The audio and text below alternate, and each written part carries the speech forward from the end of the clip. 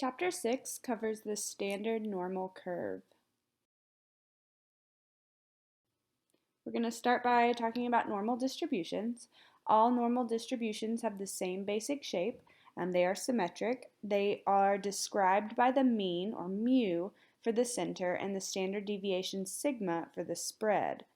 The notation for a normal distribution can be seen below. It's n parenthesis mu comma sigma.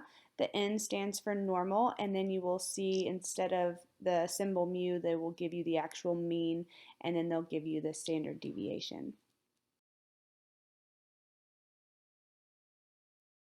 All normal distributions obey the rule called the empirical rule. It's also known as the 68, 95, 99.7% rule. Basically, this is just saying that 68% of observations in a data set are going to fall within one standard deviation above or below the mean. And then 95% of the observations in a data set should fall within two standard deviations above or below the mean. And then 99.7% of the observations in a data set will fall within three standard deviations of the mean. Any data set that's further than two standard deviations away from the mean is considered unusual. This can be two standard deviations above the mean or two standard deviations below the mean.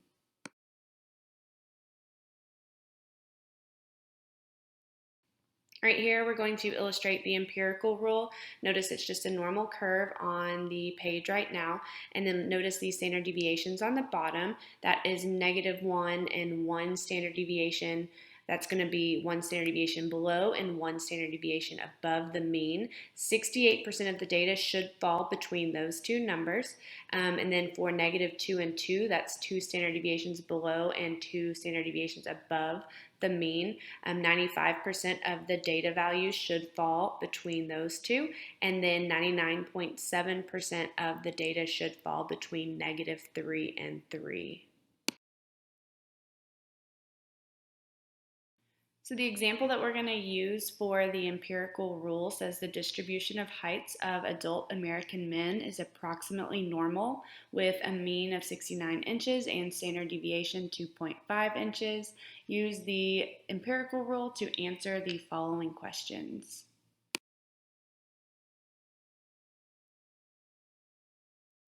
The first problem wants to know what percent of men are taller than 74 inches. To solve that, we're going to go ahead and you can see I drew my normal distribution and I put my mean in the middle. My mean is 69, and then I counted up my standard deviation. So this is 1 standard deviation above the mean. I found 71.5 because my standard deviation is 2.5. So 69 plus 2.5 is going to give me 71.5. If I want to go up another standard deviation, I add 2.5, add 2.5. And the same thing to find below the mean. I did 69 minus 2.5 and found 1 standard deviation below the mean, and so forth. So this problem wants to know percent of men that are taller than 74 inches. So I've got taller than 74 inches. That means I want 74 inches and above.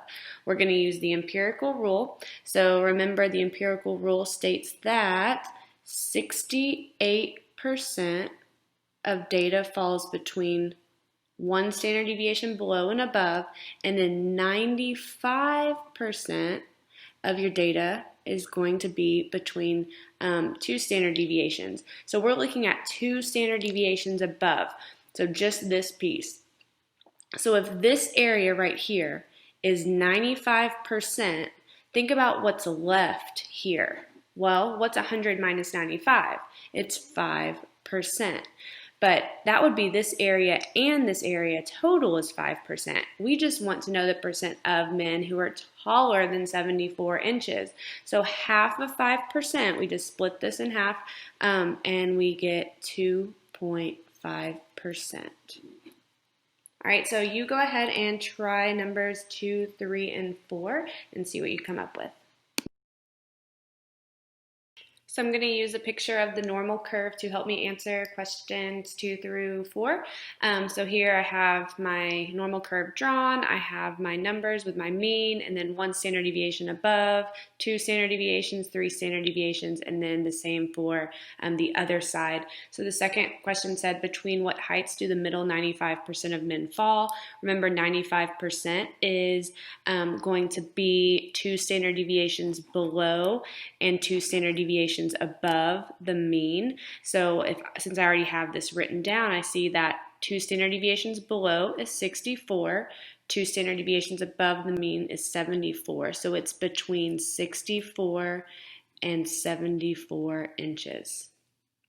All right, so that's answer number 2. Number 3 says, what percent of men are shorter than 66.5 inches? So here I have 66.5 inches. That is 1 standard deviation below the mean. So we know 1 standard deviation corresponds with 68%. So we have to do the same thing we did for number 1. We've got 68%. Well, what's left in this curve here and here? So these two sides, well, 100% minus 68% is going to give me 32%, but it only wants to know less than 66.5. So less than would be half of 32% because we're only looking at one side of the curve. So that's going to be 16% is my final answer. All right, and then for number 4, it says a height of 71.5 inches corresponds to what percentile of adult male American heights? To answer this question, you do have to know what percentile means. Percentile is everything to the left, so it says 71.5, so here's 71.5, that's 1 standard deviation above the mean. So 1 standard deviation above the mean, we know that goes with 68, so that's all of this, including all of what we just calculated. So 68%, so we've got 68% plus everything over here because it's percentile, everything to the left of that. So 68 plus 16 is going to get, so 68% plus 16% is going to give you 84%.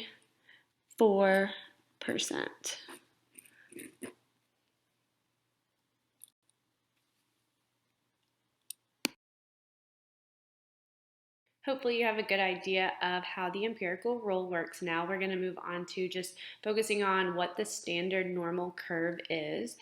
All normal curves are the same if we measure in standardized units called z-scores. Standardizing a distribution allows us to compare 2 or more distributions together, kind of like if you're comparing SAT and ACT scores. You know that we measure those in different ways, but by standardizing them, we're able to actually compare. A standard normal curve has a mean of 0 and a standard deviation of 1, and the notation that we're going to use whenever we know that they are standardized is n, saying that it's normal, and then our mean of 0, and then our standard deviation of 1. We standardize distributions by using something called a z-score. A z-score is a standardized score that tells you how many standard deviations the original observations fall from the mean and in which direction. So you'll see something that says a z-score of +1 or a z-score of -1. A z-score of 1 means that you are 1 standard deviation above the mean. A z-score of -1 would mean that you are 1 standard deviation below the mean. And then a z-score of a -2 means you are 2 standard deviations below the mean, and vice versa. You won't always be given your z-score. You will often have to calculate the z-score using the formula z equals x minus mu divided by sigma, where x is the value that you are converting to the z-score, mu is the mean of the distribution, and sigma is the standard deviation of the distribution. So a problem like this would say that the mean SAT score is 1100 in Texas with a standard deviation of 200. You made an 1150, calculate your z-score, and then you would just plug those, the mean, the standard deviation, and then your score as the x into the formula to find where you stand